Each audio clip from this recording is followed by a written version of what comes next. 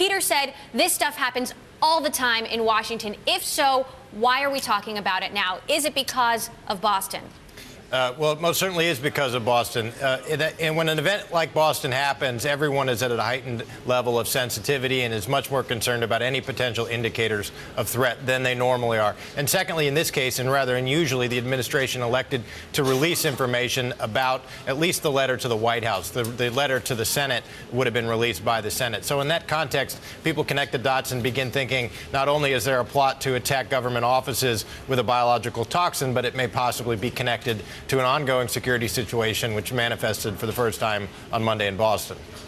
So given what we heard from in the Carney press conference, what sort of clues did you hear about who might be behind all of this? Well, Jay Carney was at pains to say basically nothing and to refer all the questions to the FBI. And that was clearly his talking point when he went out. So he wouldn't speculate at all about who might have done this or whether it was domestic or foreign. But he did something which I thought, as a former White House staffer, was sort of interesting, which he gave the names of all the attendees in the Oval Office meeting this morning with President Obama.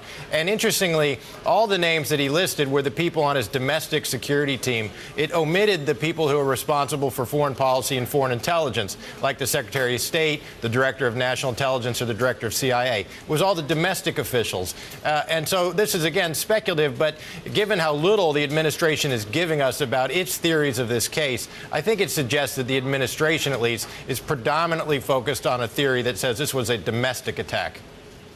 Richard, would that square with what your other sources are telling you, that this is a domestic or homegrown incident versus something with foreign ties?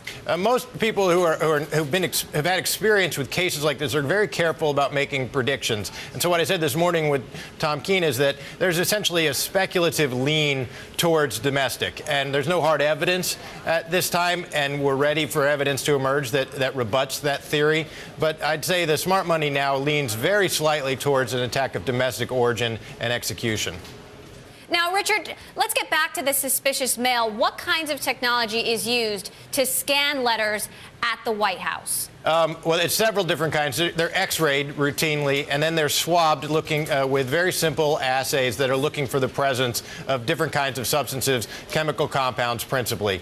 So, for instance, they will look for the chemical compounds most often appearing in explosives, and in this case, they look for the protein which creates ricin. That protein is a naturally occurring substance. It exists in nature in castor beans, and there's a simple assay, basically a piece of paper, which when put next to the protein will turn color and indicate, as to the first order, the presence of the protein. If that indicates it's not a definitive diagnosis, the substance is then brought to the FBI laboratory or an FBI certified laboratory for further detailed scientific and genomic analysis. So how many different layers, how many different steps are we talking about here before the mail actually reaches its purported intended destination? It's a good question. It will depend on how big. Is it a parcel? Is it a letter? Who's it sent to? If it is to the West Wing of the office, frankly, they don't get very much mail in there. Most of the letters to the president are answered offsite by a letter writing office that responds on his behalf. I worked in the West Wing for 3.5 years, would very rarely receive a letter. When it is, it usually had already been opened and sometimes was sort of singed by the X-ray technology that the screeners were using. It's quite uncommon for mail to come in to the West Wing. So even after this scanning process, does the president ever actually open his own mail?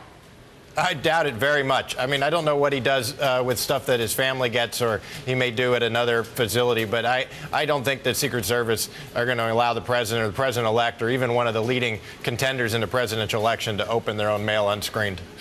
Does he read his own mail, Richard? It's a good question. It's sort of up to him. You know, the Secret Service and his staff will configure it any way he wants. But in general, so I can't speak for his personal proclivities. It may be that there are some people he wants to receive it from, and he instructs his staff to permit that, and most others he doesn't.